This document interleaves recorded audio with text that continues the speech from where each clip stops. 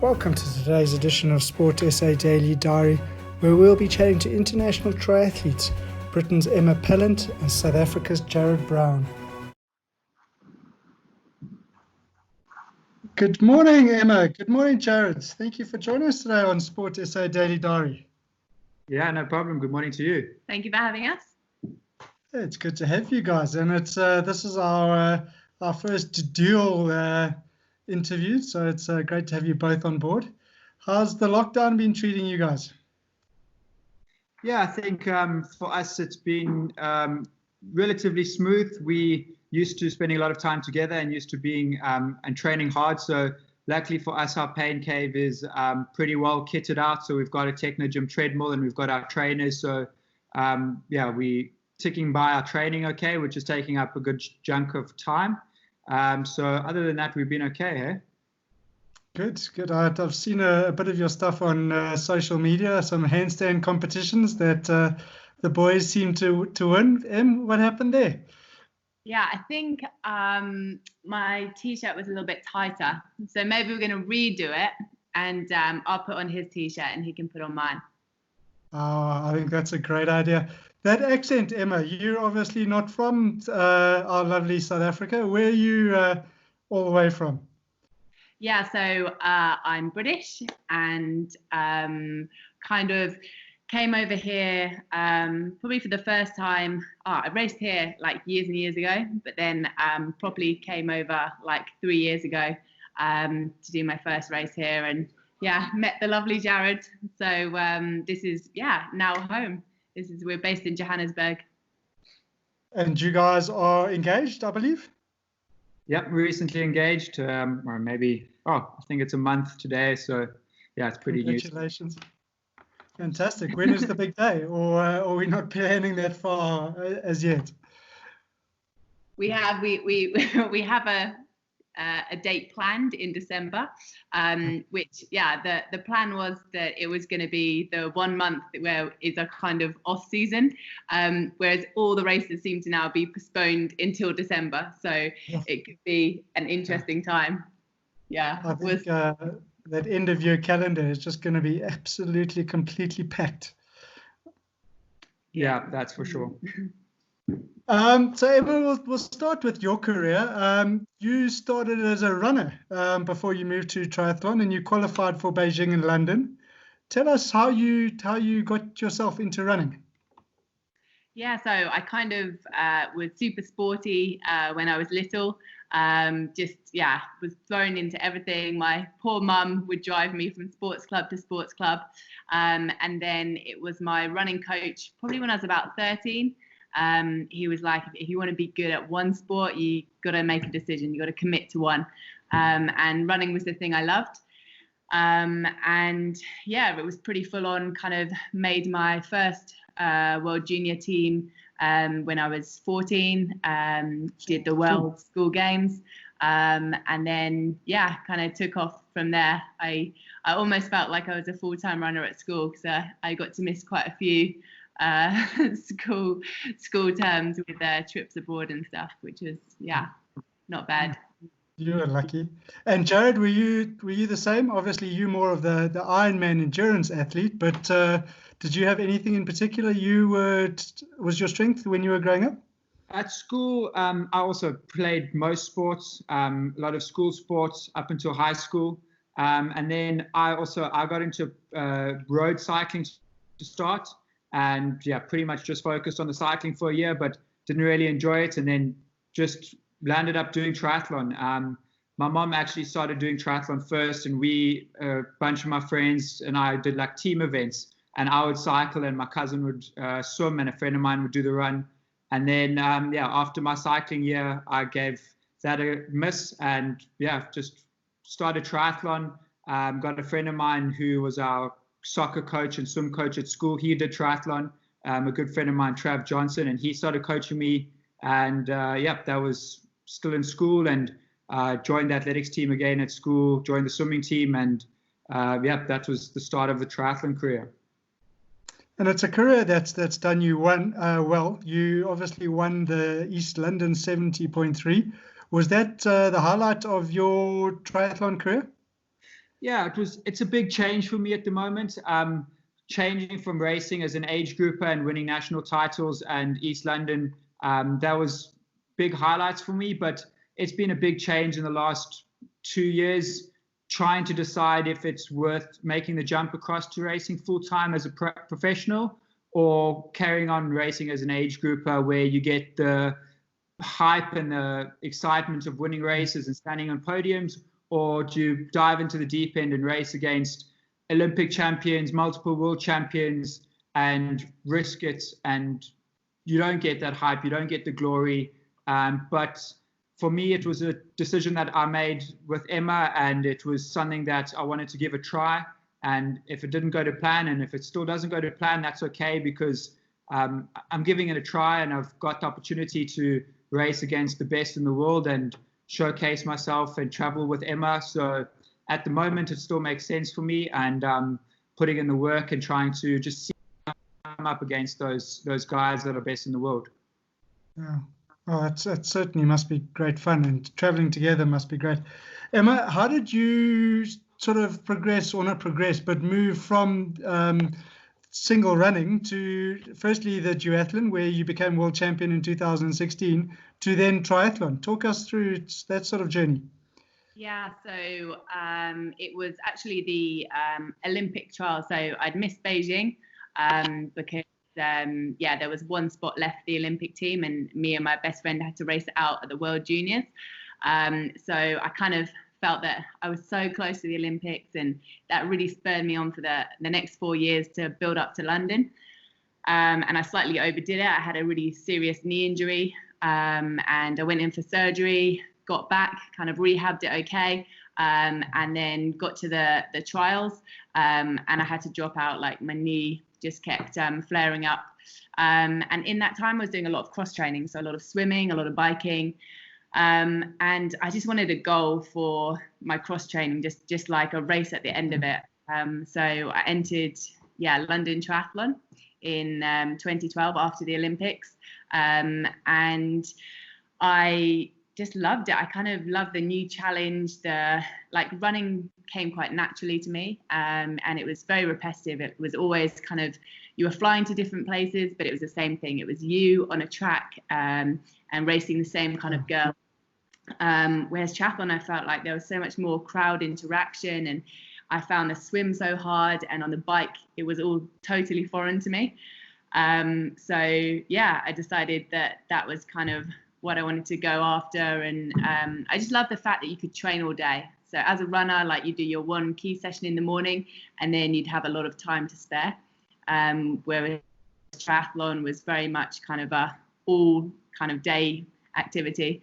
And to bridge that gap, because triathlon, I was so far off the swim, I kind of did duathlons at the same time just to get a bit of prize money income. Duathlon I absolutely love. If there's a duathlon race around and I'm anywhere nearby, I'll always do it. So definitely, and even with run races, that's what I love here in South Africa.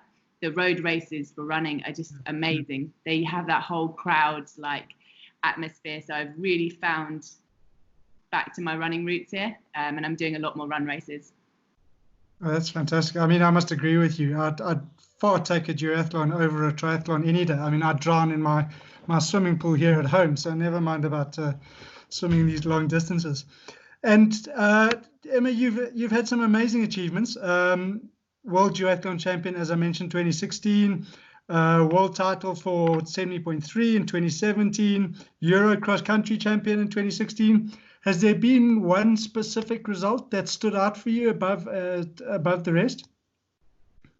Yeah, I think probably on the track was the World Juniors. I only came third in the 1500, but it was so me and my best friend kind of had trained so hard together for that race, and she ended up winning it, and I was third. And I think it was just like in total, I think Great Britain got 6 medals at that championship. So for 2 of them to have come from my coach, like, he was so proud, and we had all our family out there, and just such a surreal moment to kind of share the world stage with your best friend. That was pretty cool. But then also the second time I won World Duathlon, I think the first time it was a bit of a blur, like the title was amazing and it felt new. And then the second time, I felt like I had all the pressure on me, and it was more of a kind of build up. So to retain the title was, a little bit special, just because I felt I had so much pressure going into it. Jaryd, is there any competitiveness at home between you guys? Yeah, there's lots of competitiveness, from daily chores to on the bike and in the pool. We compete with pretty much everything. But yeah, it took us a bit of time to find that balance of like productive competitiveness compared to unproductive competitiveness, where we both used to just try and drill each other and always try and beat each other, which just didn't get any of us anywhere. But yeah, I think at the moment we're in a pretty good space, and we keep it fun. Yeah, these lockdown challenges have been great because it's given me a chance to win a few things. So if you guys had to have a race in a sort of full 70.3, who would win? I think Emma's still got the upper hand on that.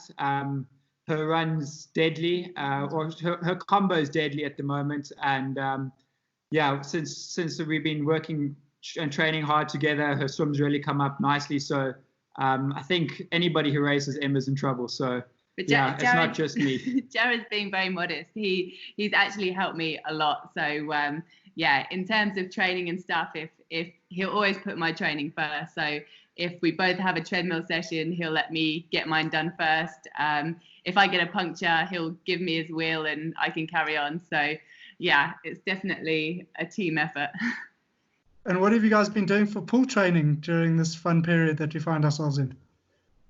So we've just been doing a lot of work, and we've got elastic bands that we use to keep the feel of the water. So it's not necessarily fitness, but it's working on the stroke, working on our stroke technique, and just creating good movement patterns with that.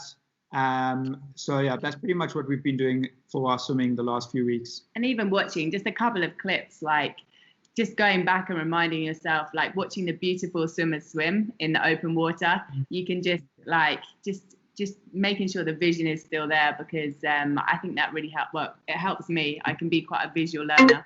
So just by keeping on watching kind of the good strokes in the open water, I think that helps. Yeah.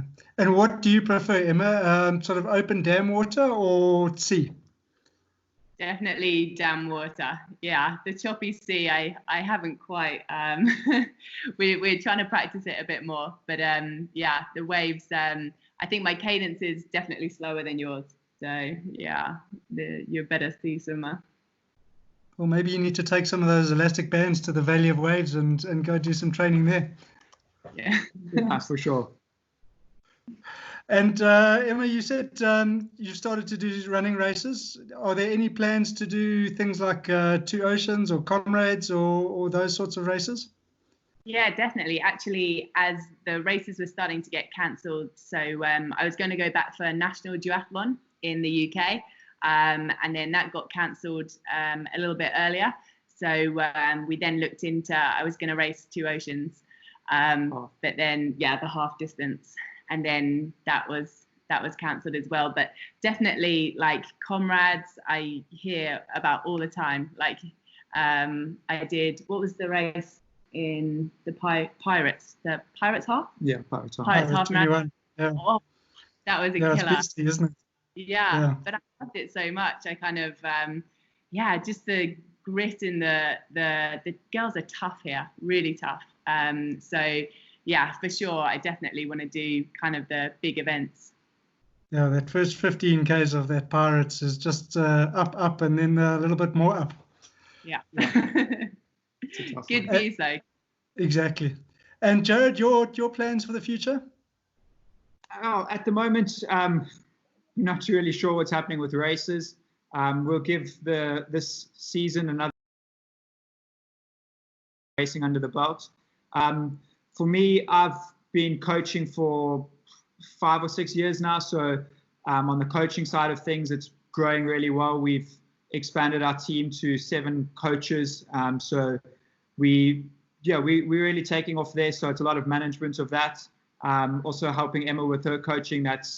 It's not super time consuming, but it's stressful, and it's important to be on top of your game. So at the moment it's helping Emma, making sure that my clients and everyone in the team are all sorted and organized, and then doing what I can to push my boundaries and push my limits and see what happens. And thanks for that. And if you guys had to give some advice to youngsters out there, maybe we can do it in 2 different ways. Is Jaryd, from a coaching perspective, what would you advise youngsters to do in order to get to the level where both Emma and yourself are? And then Emma, from an athlete's perspective, what advice would you give to young aspiring athletes that are looking at duathlon or triathlon or those sorts of events? So I think for youngsters, it's very important to keep it fun. A lot of us have gone through, coming from a young age, doing the sport. It does become very monotonous if you start jumping straight into the training program and you're trying to hit certain numbers, and you get into this rut of just doing this super intense program that mentally and emotionally just drains you out. And I've seen a lot of professional athletes, even now, they've taken some time off away from the sport and they've come back with a different approach, maybe coaching themselves or not having a super strict program and just focusing on the fun elements and going really hard when they've got an opportunity to go hard or when they feel like they can go hard. And then when they feel that they're a bit more fatigued, just take it easy, absorb the training and just keep the consistency. Consistency is key. So if you can just keep ticking over and push when you can and race your mates to the light pole or whatever it is, and then the next day just take it easy and take a jog, or 20-minute jog on the grass fields. Like that's what it's about. And if it's chain gang on the weekend where you really get to wind it up, that's where the adaptations come in. It's no use putting a 15-year-old on a trainer and telling them to hit certain wattages and a specific training program like that. It just drains them, and that's how you lose athletes in the sport. So I think the biggest thing is keeping that fun element in there. And youngsters can push really hard, so give it beans when you can. Yeah. Absolutely.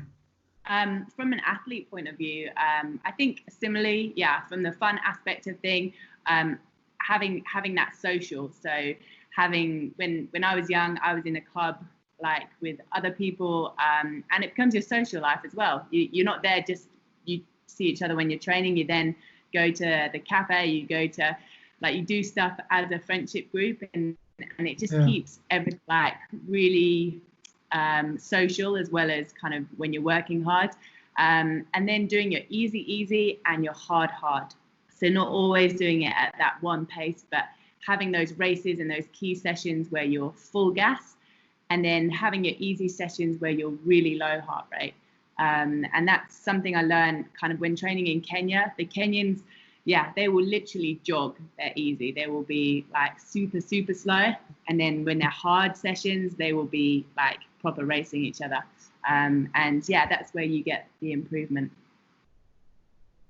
Well, guys, thank you so much. Thanks for that input and that advice for our youngsters. It's been great chatting to you guys. Good luck with the rest of the lockdown, and good luck with the wedding plans. At least you've got some time now to devote to that. Yeah, exactly. For sure. Thank you so much. Good to speak to you. It's been great to chat to you. Thank you very much. Have a good one. Ciao. Bye. Cheers. In tomorrow's edition of Sport SA Daily Diary, we'll be chatting to ex-Springbok captain Warren Whiteley.